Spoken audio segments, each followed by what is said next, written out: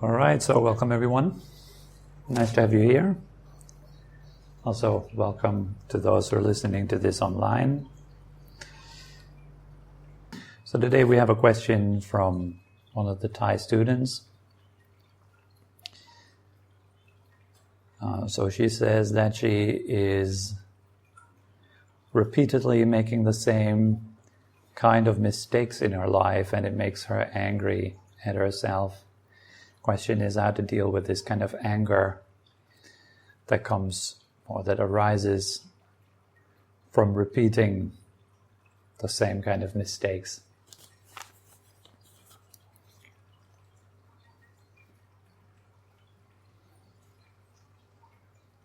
So I think we all know this kind of experience of constantly doing the same thing again that gets us into trouble.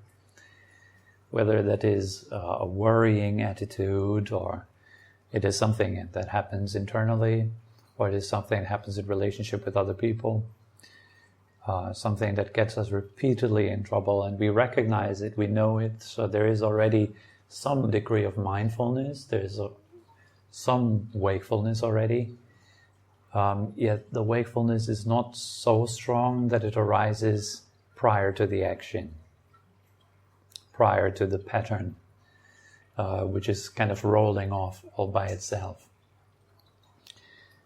So let's say for a person with an untrained mind, where there is no wakefulness whatsoever, there's no mindfulness whatsoever, there is simply just automatic reactions to life. That's all there is. We just react to life. Someone says something to you and you react habitually, as you have learned to react. Something happens inside of you and you react. Let's say you get angry and then you react to the anger, which is building up inside of yourself. Maybe with additional guilt and shame. So I shouldn't be angry. Why am I angry? It's so silly. So there's a reaction to your own anger. But you don't notice this reaction because it's kind of an autopilot. It just does its thing. And so for most people, this is what life looks like. Just a series of habit patterns doing their thing. Like, for example, in the morning, waking up habitually, grabbing your phone, after having turned off the alarm, then continuing to check what happened in the meantime. How many more likes on Instagram? Are there any comments below my post on Facebook? Are there any new emails that are relevant and important for now? That might be the habitual kind of thing that goes on. For a person that has an untrained mind, that just goes on. There is no further questioning.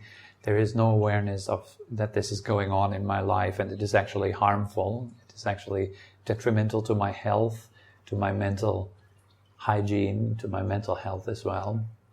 It makes me more nervous, more restless, and so forth. There's no such recognition. You might see your neighbor, and then you get habitually angry as soon as you see their face, there is anger. Might be work colleagues. As soon as you see them, you are feeling funny, and then you have to joke around with them. It's all kind of just running. In the same way that when you're going through the supermarket, the desire for certain products arises effortlessly. There's nothing that you have to do to create the desire for certain products. It just arises according to the circumstances. You might see something and then naturally the desire to get that arises. I need that. I need to buy that. Suddenly you feel hungry.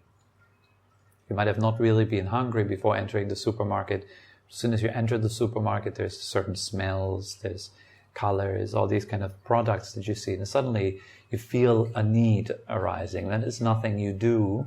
It is just something that happens according to the nature of this moment. So if there is no mindfulness, then you would just act and react blindly to life circumstances. In order to illustrate that, process of deepening mindfulness, I'd like to take the image of an archer. Think of yourself as an archer. You have your bow, you have your arrow, and then you have learned that everyone that is not from your country is your enemy. And so as soon as you see someone that is not from your country, you would immediately pull your arrow and then you shoot it at the enemy, and the arrow will hit the enemy, and you will feel satisfaction. Yes, I killed my enemy successfully. I saved my country. Okay, so it's this kind of warrior archer. That would be the case if there's absolutely no mindfulness. Then you just act according to what you have learned in the military. Enemy, kill. And then you just do it. And then after you feel like you have accomplished a task.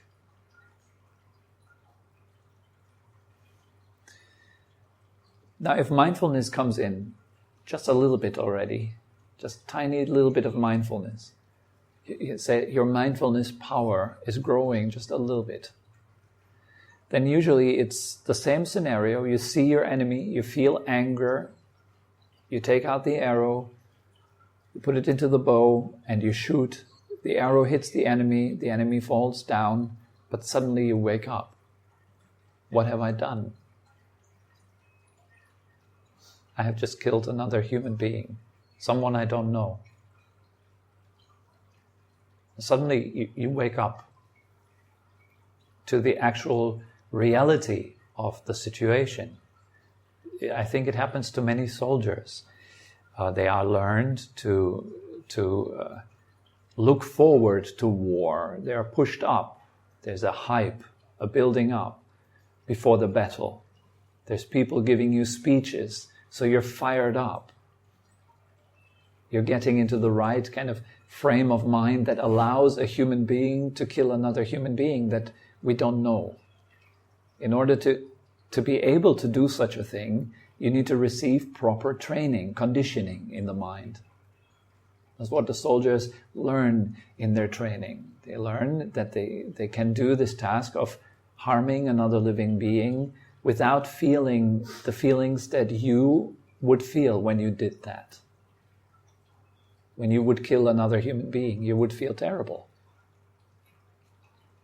But not if you have been conditioned in a certain way, not if you have learned that you did a good thing there because this was our enemy. If you wouldn't have killed that enemy, then the enemy would have killed you. So you kind of justify your act in that way. And so it kind of feels okay. But if that justification falls away and pure mindfulness arises, you just see what actually happened just now. You took a life. Take away all the glorification, all the stories of how good this is and how you have helped everyone with this. And just look at the plain fact.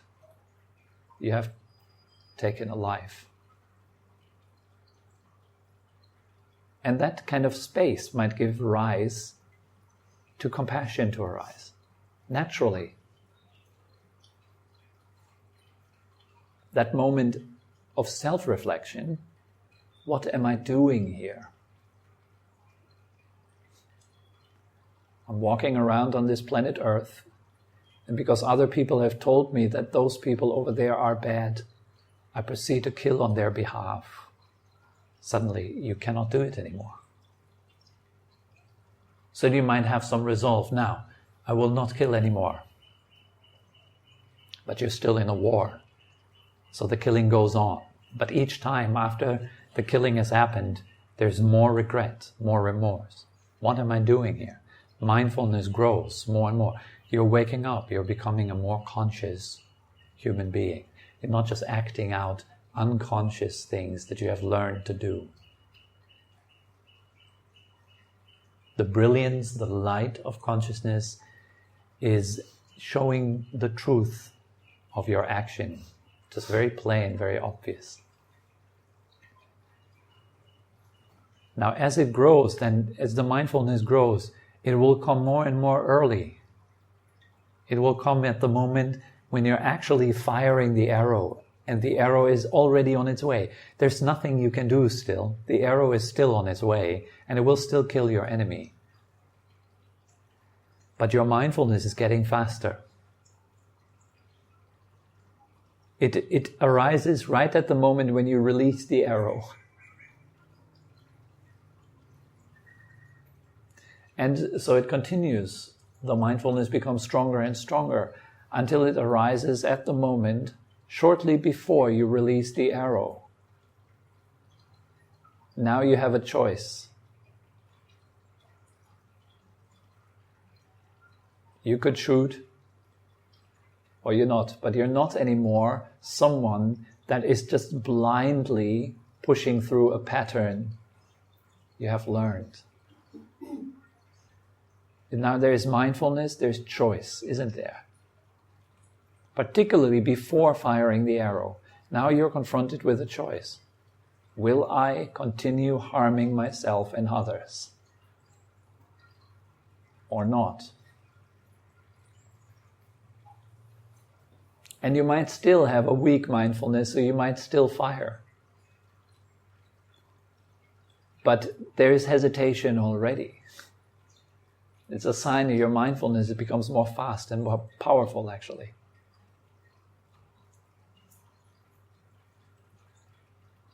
Now you keep practicing, and your mindfulness will arise at the moment when you're reaching for the arrow.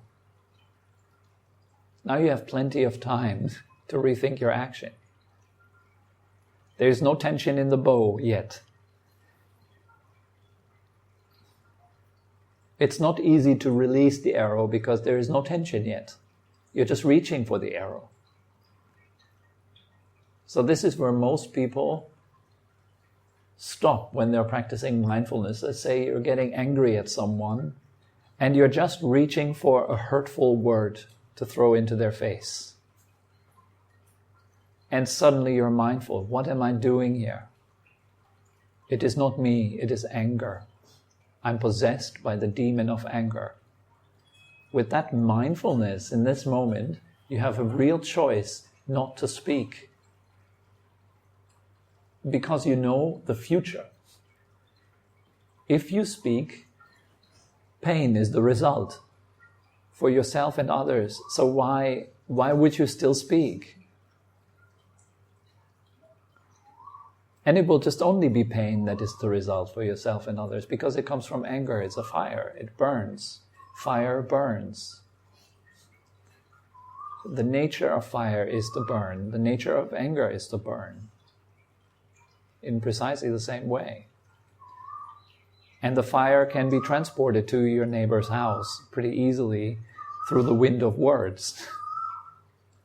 That's the reason why this world is in such a miserable shape, because too much talking coming from too much misery.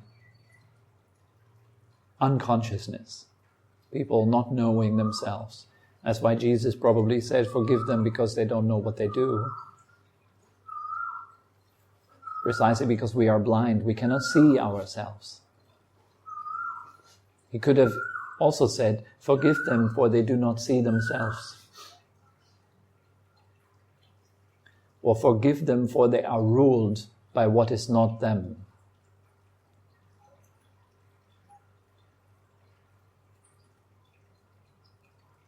Or forgive them, they are merely acting out conditions, mindlessly. That is also true forgiveness. If you understand that, if you can see this kind of habit within yourself, you will understand that we all have it. So it's easy to forgive others. Because you've been through it. You've been going through it. And you know it. You're helpless. If someone pushes your buttons, you get angry. You can't help it. So is everyone else. Someone pushing their buttons, they get angry. They can't help it. And why? Well, because the power of mindfulness is coming after the act. If at all. If it arises at all. Now, if your power of mindfulness is very strong, It arises upon seeing your enemy. And then there is no further elaboration. You see the enemy, and for a little while there might still be the habitual anger that you have learned. When I see that person, I get angry. And so yes, there's mindfulness. You see that person, anger arises, but that's where you stop.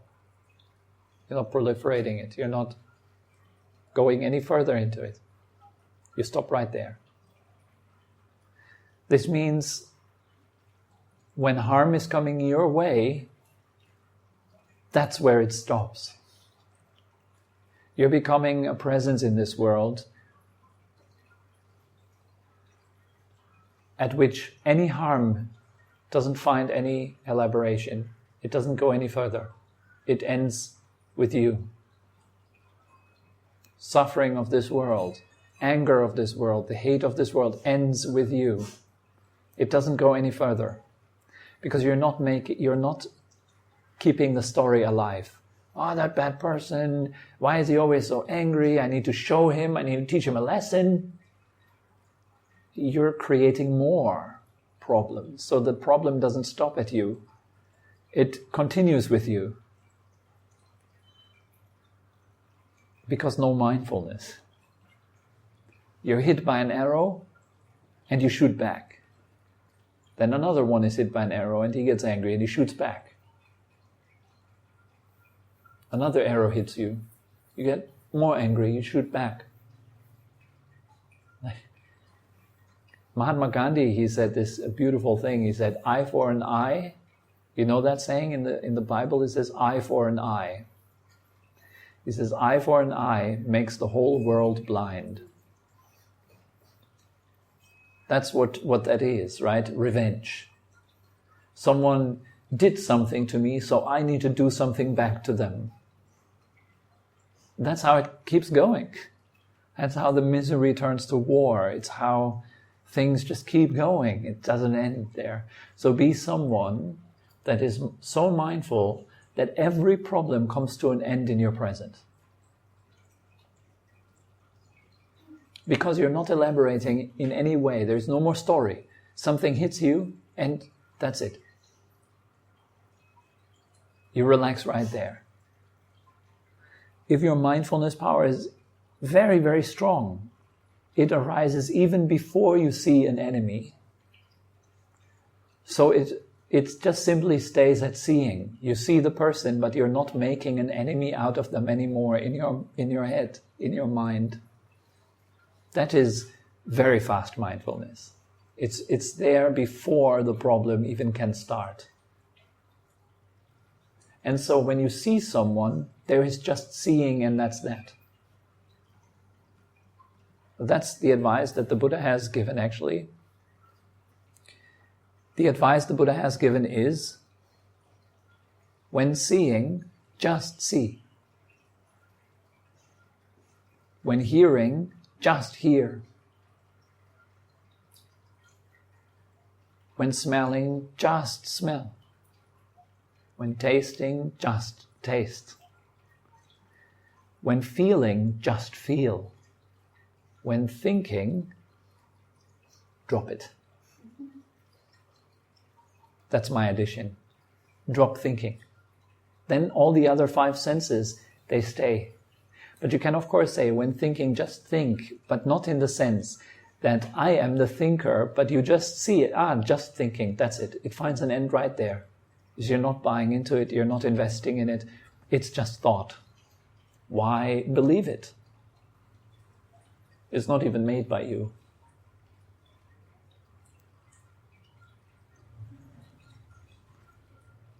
So we want to practice our mindfulness in precisely that way. When walking, just walk. When sitting, just sit.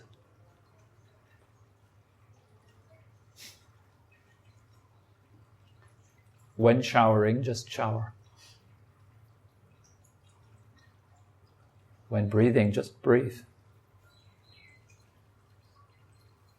And you will have never any problem. Ever.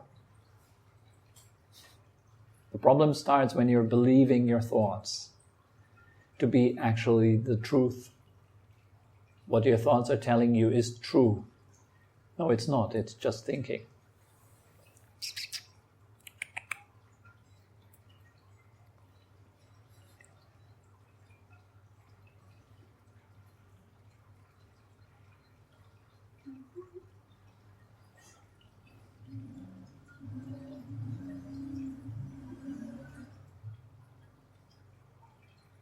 So that way, problems end when they come to you. Another person might bring a problem to you, but you don't see a problem because you're just hearing, seeing, smelling, tasting, feeling. That's it. There's nothing more. There's no more investment in your thoughts. Oh, what a nasty person. I need to get rid of this guy. He's been like this for ages. It's time to pay it back. Time to teach him a lesson. He can't continue possibly doing this all the time. He does it all the time. But the problem ends there. And once it has ended in your presence, once the problem has ended in your presence, it doesn't find any elaboration in any way, then it's the time for proper wise action. Then you act. Not before that. Like out of some righteous anger or the feeling of, I'm so spiritual and these people are so stupid, I need to teach them a lesson. Like, look at me, how quiet I am, and look at you fools, how you chatter about worldly concerns all day long, and look at me, I'm so peaceful and quiet. No, you're not at all. You think you are. And it's just that, it's just thinking, isn't it? Again, we need to see that. We need to see ourselves clearly. And when there is stillness, the stillness will tend to act through your presence, through your being, through your words, all that. So stillness acts. You can say there is movement in stillness, and there is stillness in movement also.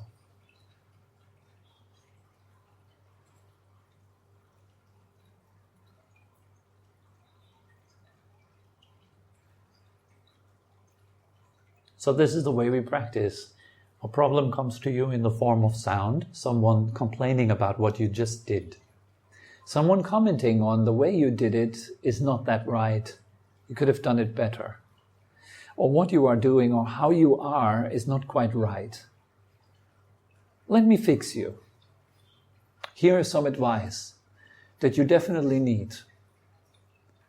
And there you sit, an adult person, being lectured by someone else of how to live your life and how to be like. Can you just leave it at that? Just sound. Just talk. But if it becomes a personal story, what? Do you mean me? How dare you think that I'm not able to live my life? I'm an adult. I've been living my life since 30 years. I know what I'm doing. I don't need you to lecture me.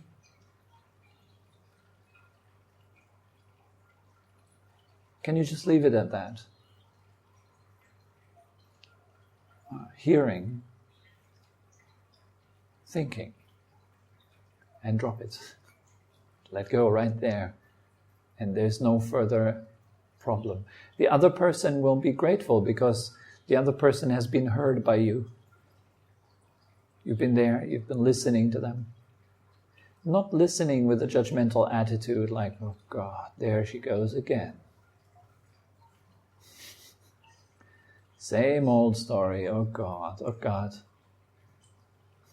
If you're listening like this, they will feel it and they will go into resonance with your resistance.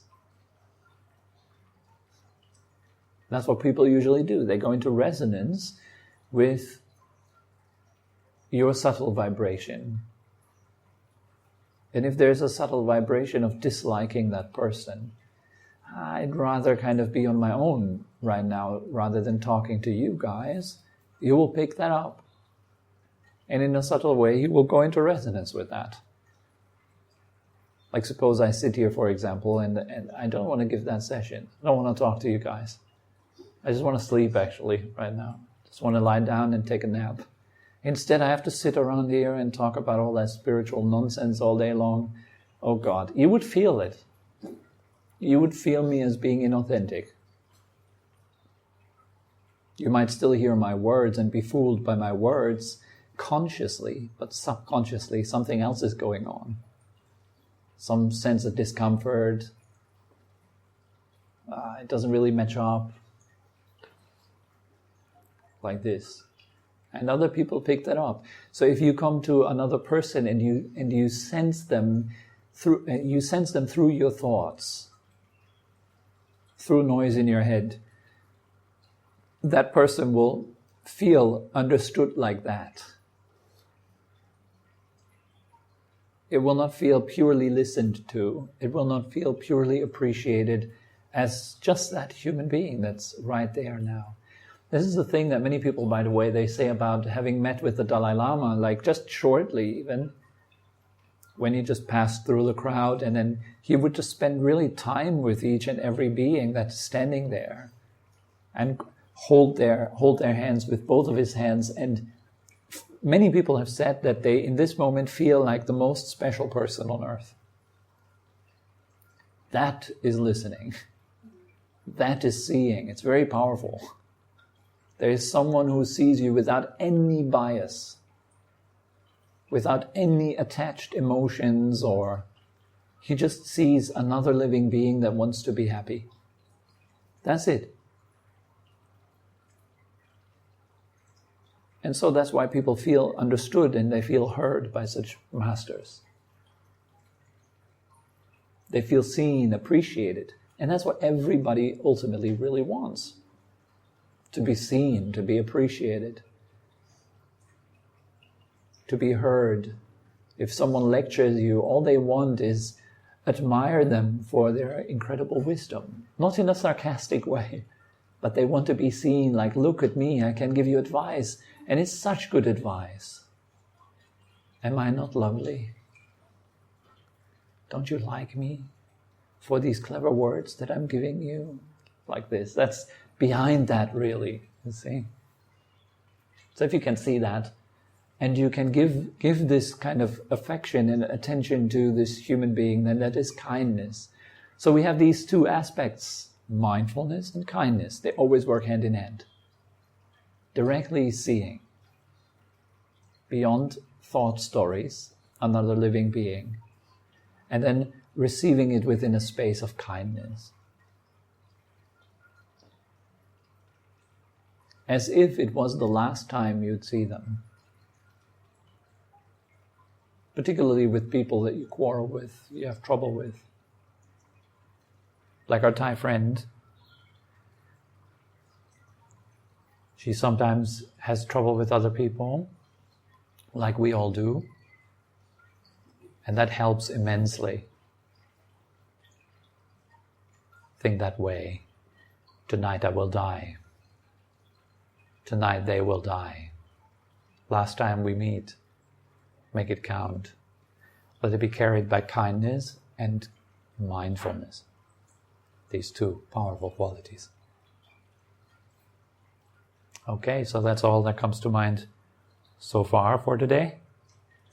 I hope it is useful, helpful in some way. And good. Are there any questions?